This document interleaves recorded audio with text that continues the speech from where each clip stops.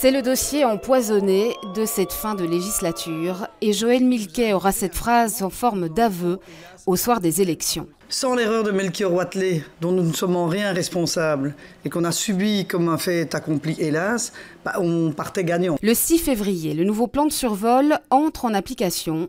Les réactions sont immédiates. Nous recevons énormément de plaintes de tous les quartiers, mais en plus, les cartes que nous avons reçues montrent que c'est tout Bruxelles qui est arrosé. Et tous s'engouffrent dans la brèche. Il faut dire qu'on est au bord d'une campagne électorale qui s'annonce animée. Il a été mis en œuvre sans concertation avec les autorités communales, sans concertation avec les habitants. Ils ont été mis devant le fait accompli, d'une part, et parce que ce plan, c'est simplement transporter les nuisances d'un côté vers l'autre côté. Ce que je regrette, c'est pour ça que je dis que c'est une erreur ce plan Wathelet, c'est qu'on a mis assez mal en œuvre des accords de gouvernement. Ce qu'on me reproche, c'est d'avoir fait mon boulot et c'est d'avoir exécuté un accord PS, MR, CDH, FDF et les trois partis flamands de la majorité au niveau du gouvernement fédéral. Dans la foulée, une nouvelle association de riverains voit le jour et prend du poids.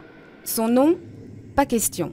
Ce plan, il est sorti à 3 mois des élections. Eh bien, on va profiter de cette tribune pour faire valoir nos droits démocratiques, nos droits citoyens. Nous sommes apolitiques et on viendra dire tranquillement aux hommes politiques, de différentes manières, ce que nous pensons de ce plan et de leur manière d'avoir géré ce dossier. En attendant, aussi bien le PS, MR, FDF et Écolo demandent la suspension du plan, le temps de trouver des solutions.